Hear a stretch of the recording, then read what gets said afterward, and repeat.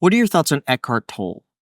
I don't know enough about him really to comment in depth. I mean, Eckhart Tolle is part of that 1960s humanist movement, essentially. And like fundamentally, the humanists were wrong. So that would go along with, say, conceptions like self-actualization. That would be Abraham Maslow. And what did Carl Rogers describe it as? Something like the fully functional person, the person whose actions are commensurate with their utterances, who's transparent to themselves and others, who communicates in a manner that's striving to bring themselves and other people upward. But it's all within a humanist framework. And it's that in the final analysis, that's it's weak.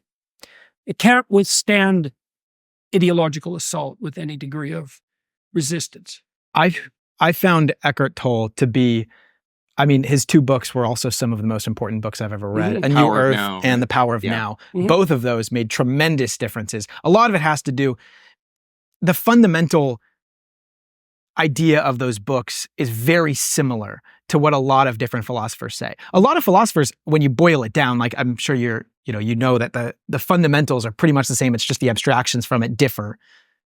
I feel like I'm sure you've observed that. But I think those two books were some of the most important things for me, at least to use as tools to alleviate. I learned a lot from the humanists when, like Rogers and Maslow, for example, when I read them when I was, I don't know, something approximating. How old are you? 25. 25. So a little, how old are you? 34. 34. I read them when I was a little younger than you, and I learned a lot from Rogers and from Maslow. So, the effect that a book has on you depends to some non-trivial degree on where you happen to be standing when you encounter the book. And if the person who's writing the book knows much more than you do about something at that moment, well, then the book can be very enlightening. And lots of books, like I learned a lot from Freud. I think Freud was fundamentally wrong in his insistence that it was the hedonic element that drove life itself. He used the sexual impulse as a stand-in for hedonic orientation. I just don't think that's true, but I still learned a lot from reading Freud. Lots of thinkers can be wrong in some ways and right in others, and a discriminating reader pulls out the wheat and leaves the chaff behind. I learned a lot from Ernest Becker's book, The Denial of Death, which is sort of the ultimate extension of the Freudian view. It's a brilliant book. It's wrong, but it's brilliant, and there's much in it that's correct.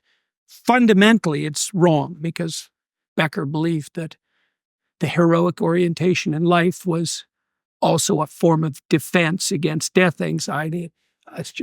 That's not, it's a good theory. It's an interesting theory.